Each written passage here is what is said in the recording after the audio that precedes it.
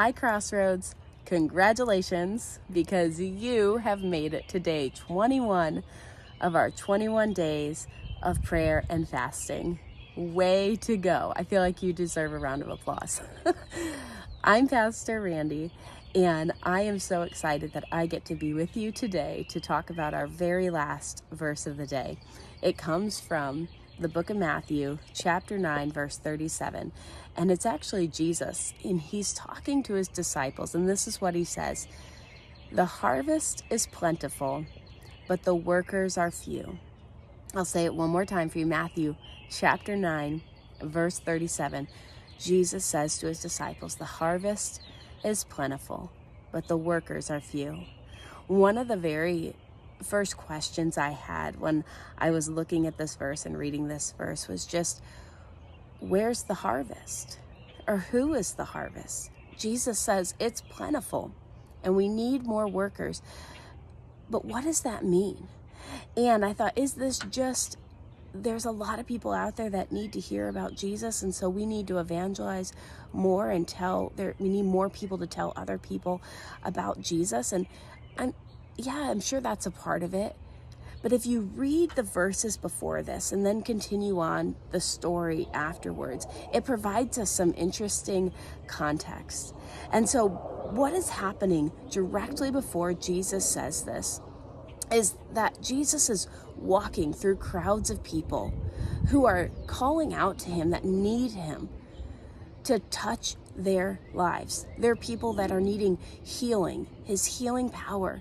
They're people that he describes as harassed and helpless. And it says that Jesus, as he was healing these people, but then as he's also walking through the crowds and seeing the need, that Jesus had compassion on them.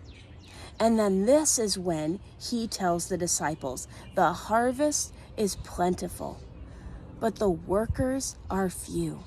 And so when I read this, I just wonder, is the harvest people in our world who are being harassed, who feel helpless, who need a life-changing touch from Jesus? They need a tangible act of God in their life to put them on a brand new course of hope and of healing. And Jesus is looking at his disciples and he's saying, I'm here and I'm doing this, but the workers are few. And what is so interesting about God is that what happens after this story is that Jesus asks them to pray for more people. But then he pairs up his disciples, he anoints them and sends them out 2 by 2 to do the same work that he was doing. And so God's saying he's the God of this harvest. This is his creation, but he chooses to partner with his people to bring this same healing to this world that he brings.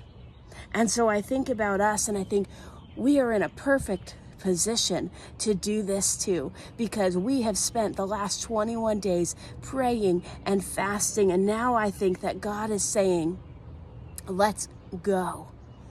Let me send you out. The harvest is plentiful. There are people that need this life-changing touch, and God has equipped you, God has equipped me, and we can go out and touch those people in our lives that are harassed and helpless and need to know Jesus, but need that life-changing touch from him. So I hope you'll participate in God's mission. I'm going to do it too. See you, Crossroads.